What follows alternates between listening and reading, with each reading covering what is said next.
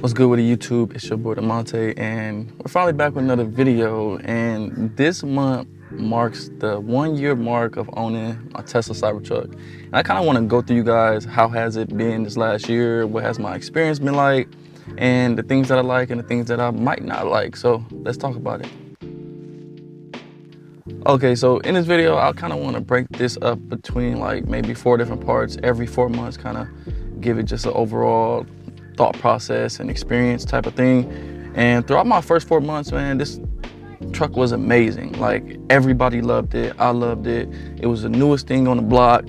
Very unique, very different, and everybody was very intrigued by it. So I think the first 4 months, it was mostly just adjusting to the driving, adjusting to the size, and then adjusting to just having such like a popular in-the-face type of vehicle, right? Like, anytime I would park, people ask me a ton of questions.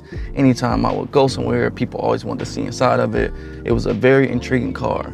Now, that was my experience the first 4 months. Now, from 4 to 8, it was a completely different experience. It was actually a complete 360.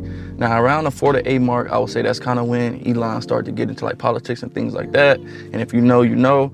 And for some odd reason, this truck being like the flagship image of like Tesla last year kind of caught a lot of heat. So a lot of us Cybertruck owners, man, we caught a lot of slack and a lot of strays. Like, I would just be driving in the same place that I would, where people would just be like, hey, this is a nice car, like very nice, blah, blah, blah. To 4 months later, I'll go to the same spot, I'm getting flicked off, I'm getting thumbs down, I'm getting people, you know, hard stopping in front of me. I'm getting all this type of like hate for no reason. And it was very, very confusing because just 3-4 months prior, everybody loved it. But now I'm getting all this hate because the owner decides to do whatever he does, you know, which in my defense, and a lot of Tesla and mostly Cybertruck owners, we don't have it like that to just be able to give up a $90,000, $80,000 truck because somebody don't like it or because somebody said something in public eye. So it was very unfortunate, and the experience the first 4 to the next 4 to 8 was a complete 360, and was very disliking for, you know, Cybertruck owners, in my opinion. And to be honest with you, it was really that 40 to 70-year-old range that was really showing the most hate, which was kind of confusing and petty considering how old they are.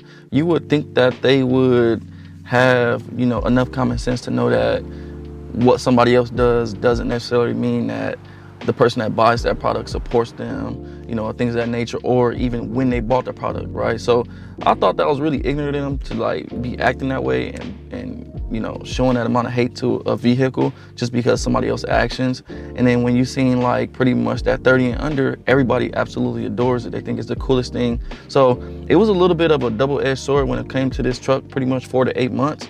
And it was very, very nerve-wracking, and I actually considered getting rid of it because of the amount of hate that I was receiving. And something I do want to touch on that was kind of like an experience this last year was the charging. Now, when I say that, I want to say how I was able to see the change in the battery life between summer and now winter. Now, in winter, I do have to charge a little bit more.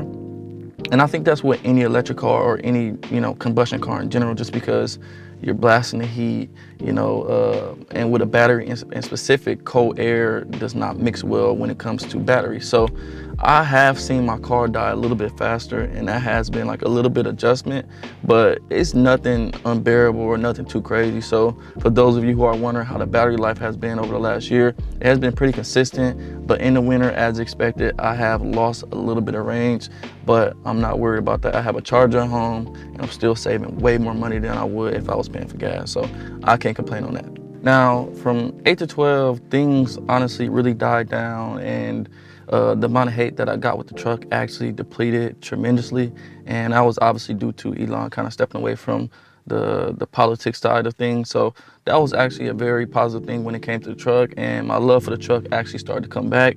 But then we actually ended up getting into a car accident with this truck. So in the middle of me wanting to get rid of this truck, I ended up getting into a car accident. And one of my main reasons for wanting to get rid of it is because there was like numerous cases of people kind of getting entrapped in a car and not being able to get out and essentially burning to death.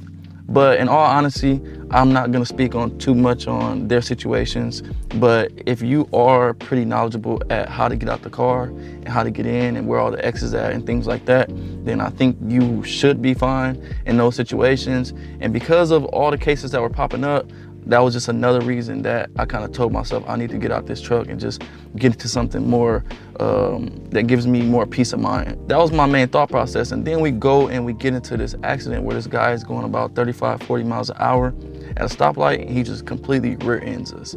And I'm gonna put some photos up on the screen somewhere showing the damage of his car and then showing the damage of my car. And you're gonna obviously see why my thought process on this truck being not safe completely changed. Like, if we were in any other vehicle, my kids would have been hurt 1000%. I had the entire family in the car. We were coming from one of my close friends going away party, and the guy just wasn't paying attention, dropped his phone, he says, and completely ran into us.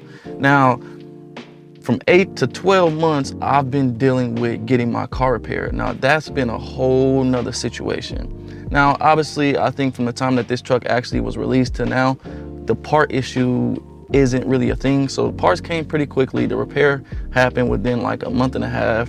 So I would consider that kind of fast.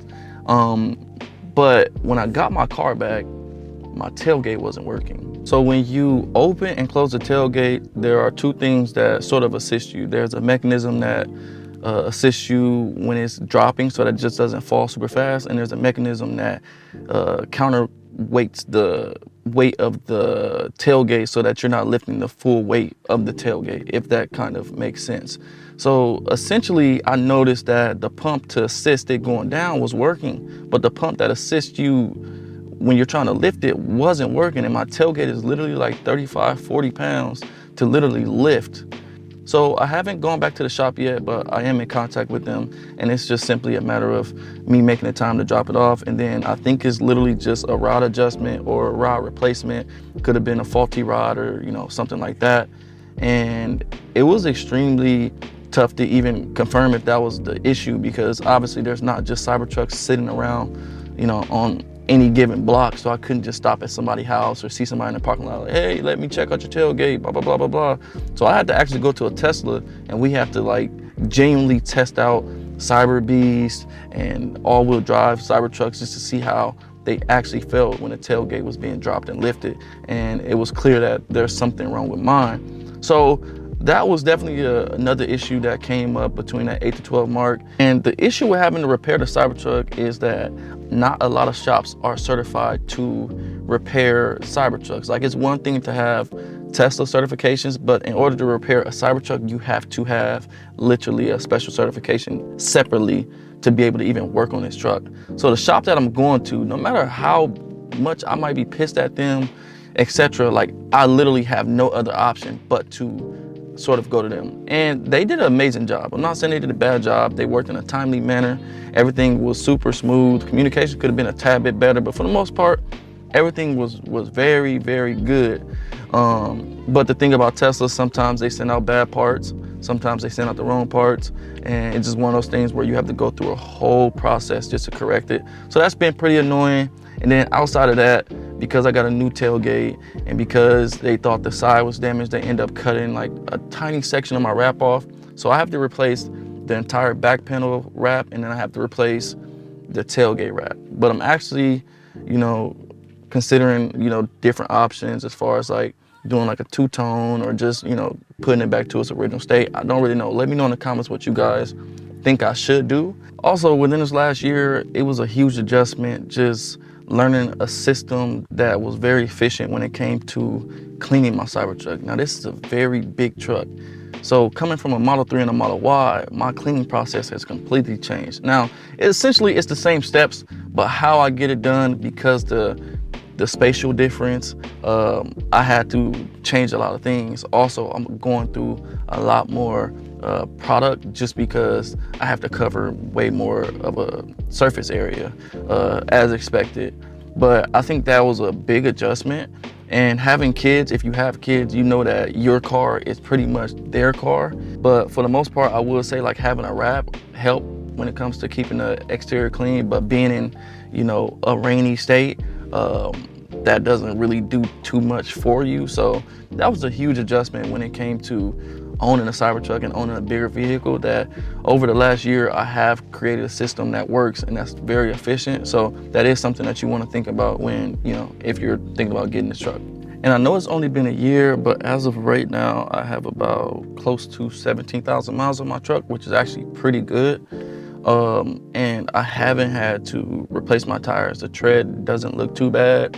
So that was actually a pretty good positive. Now, I do think that I am gonna go get them rotated, just for the sake of whatever, but this is an all-wheel drive car, so I don't really know if that even is needed or if it's gonna make a big difference, but I will go get it rotated just to test and see if it really makes your tires last a lot longer. But I am not looking forward to paying for these big ass tires. So if you do go get a truck, just know that these are some costs that might come up. The cleaning, the tire costs, the maintenance when it comes to just, you know, the materials and things like that. So these are things that over the last year that I have taken into account when having this truck. So, I mean, to sum up everything, I don't really have any negative things to say about this truck. I mean, outside of the people incidents that I've had with this truck, I have no dislikes with it whatsoever. Like the fact that I can haul things, the fact that it's really cool to look at, the fact that the technology in here is amazing. And they have been really good at sending updates to this truck, which I really, really appreciate. So that lets me know that they're actually taking the time and they're trying to make the truck better and better and better each and every month. You damn near get an update once a month. So that's pretty dope. And, you know, I don't regret getting it. I don't think I'm gonna be getting rid of it anytime soon. I actually just got my first renewal for my registration notice, so I was actually very pleased with the price that it was. I thought it would be a lot more. So, you know, there's a lot of promising things when it comes to this truck, but like I said, it is a big ass truck, and I'm not a truck guy. I'm not a big vehicle guy. So even though I've had this for a year, I'm still getting used to it. There's not a day that I've been tired of it. There's not a day that I wish I'm not paying for it every month. There's not a day that, you know, of any of that. So I think that's genuinely when you know that you made a good purchase and that the purchase was for you. Like, again, this truck is not for everybody, but I think a lot of people that come up and speak to me, they're like, hey, can I see the inside? Never seen the inside. And then once they see the inside, they have an appreciation for how it looks. They have appreciation for the size, and they have an appreciation for what it is.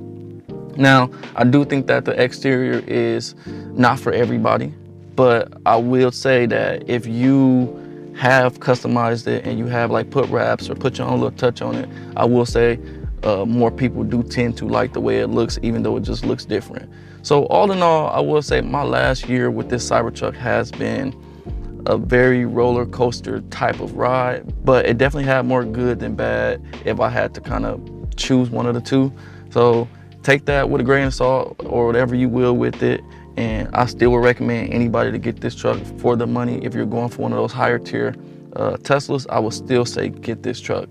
So yeah, I hope that gave you guys a little bit of insight on how it's been, you know, my last year, and, you know, many more to come. So until next time, I'll see you guys later. Peace.